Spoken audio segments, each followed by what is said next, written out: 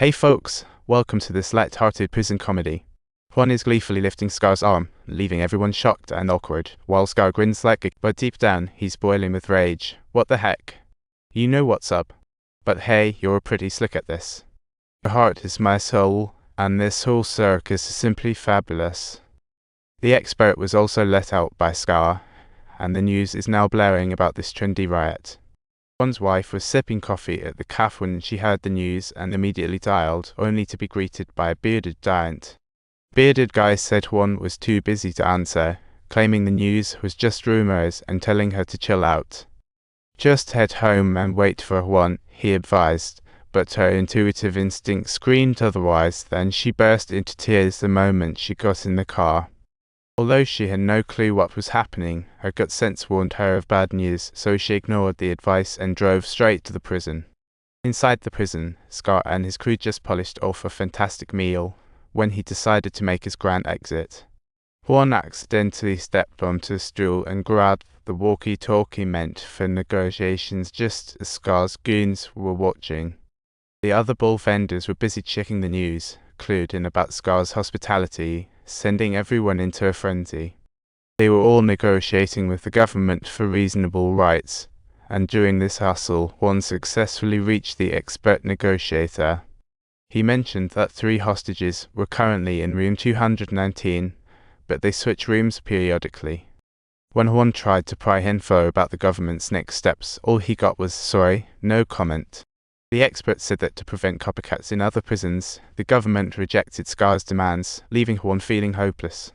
Without any negotiation, Juan knew he was toast. He was well aware of his precarious situation. The government cares about the hostages' lives, but Juan's life, it's not exactly a hot commodity. Scar had already sent his guys to look for the walkie-talkie, but after scouring everywhere, they came up empty-handed.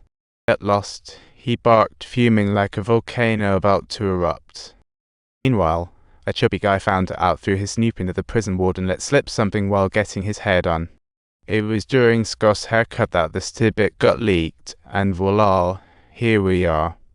Outside the prison, families of inmates had packed in, including Juan's wife. She was itching to check on Juan, but today was his first day on the job, and most guards didn't know who he was. With so many onlookers surrounding her, not a single person noticed the woman with a big belly. Just then, someone shouted that the ambulance had arrived. Everyone was eager to find out which criminal was hurt, and in a flash, they all rushed over. This quickly became a sensational show force, inciting fury within the prisoners watching the scene watching their loved ones get attacked. Yet things went from bad to worse. As the chaos escalated, the warden suited up and joined the fray, while Juan's wife struggled through the crowd. The intense pain forced her to retreat from the crowd, just as Juan spotted her. He didn't even think of himself, snatching the walkie-talkie to urgently plead for her rescue. The negotiator alerted the SWAT commander to call off the crackdown, and poof, live footage went dark. Outside, the SWAT team retreated, leaving only a few guards still going all out. Juan's wife got stuck in the crush, took a tumble, got hurt, and just like that, out went the lights. Scar demanded that the negotiator provide casualty numbers within 30 minutes, and the expert shot back, "She's already at the hospital." Scar shot down this demand, insisting there were other injured family members besides Juan's wife. Juan was feeling like a headless chicken, extremely anxious as a cat pacing frantically on a hot tin roof. A sneaky inmate quietly walked in, obviously having realized Juan was a rat.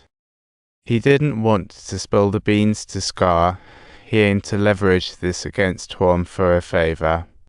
However, Juan didn't falter and attempted to counterbalance, which placed him in a rather precarious psychological spot.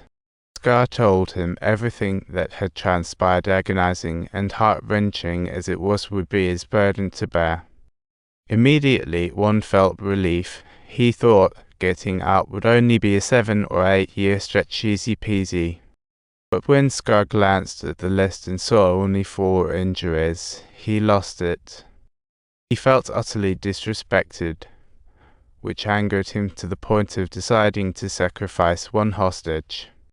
One rushed to intervene, but things had already spiraled out of control. One suggested cutting off an ear instead to make a statement without spilling blood. Scar's thugs flipped out. It seemed like one always had a reason to stall their plans. "All right then, you're the one to do the cutting," they shouted furiously. Under the mounting pressure, one felt the strain. Then someone called him. Scar had summoned him for something. One worried had been found out, only to discover Scar's guys had nabbed the footage of the chaos outside.